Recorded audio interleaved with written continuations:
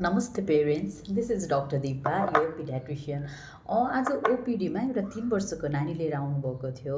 उसको प्रब्लम अरू नै थियो, तर मैले यतिकै जिस्किँदा जिस्किँदा आज खाजा के खायो भनेर सोधेँ।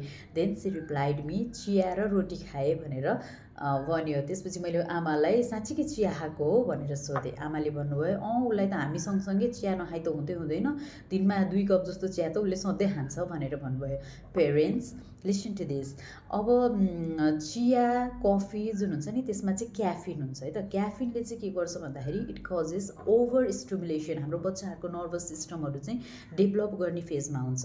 त्यसले गर्दाखेरि यो क्याफिनहरूले गर्दाखेरि चाहिँ ओभर स्टिमुलेट हुन्छ, जसले गर्दाखेरि चाहिँ बच्चाहरूमा बिहेभियरल इस्युजहरू आउने, रेस्टलेस हुने, एन्जाइटीहरू हुने, स्लिप डिस्टर्ब हुने, कसैको स्लिप एकदम छोटो हुने हुन्छ। त्यही भएर उनीहरू डिप स्लिपमा कहिले पनि जान पाउँदैन।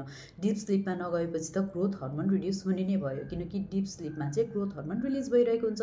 ग्रोथ हर्मोन कम प्रड्युस भयो भनेदेखि त यसले ग्रोथ एन्ड डेभलपमेन्टमा त हिन्डर गर्ने नै भयो, लाइक हाइटहरू बढ्दैन बच्चाको।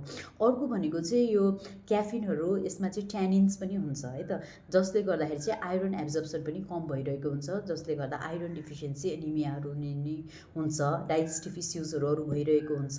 अनि चिया बनाउँदाखेरि हामीहरूको घरमा नेपालमा त टन्न चिनी हालेर खुवाउने चलनै छ। एन्ड मैले अस्ति नै पनि भनिसकेँ सुगरको के डिसएडभान्टेज छ बेबीहरूलाई भनेर त पहिले पनि भनिसकेको छु। So parents, stop giving tea coffee to your child. American academy of पिडियाट्रिकले पनि before 12 years no caffeine to your baby भनिरहेछ। So remember this things. Thank you.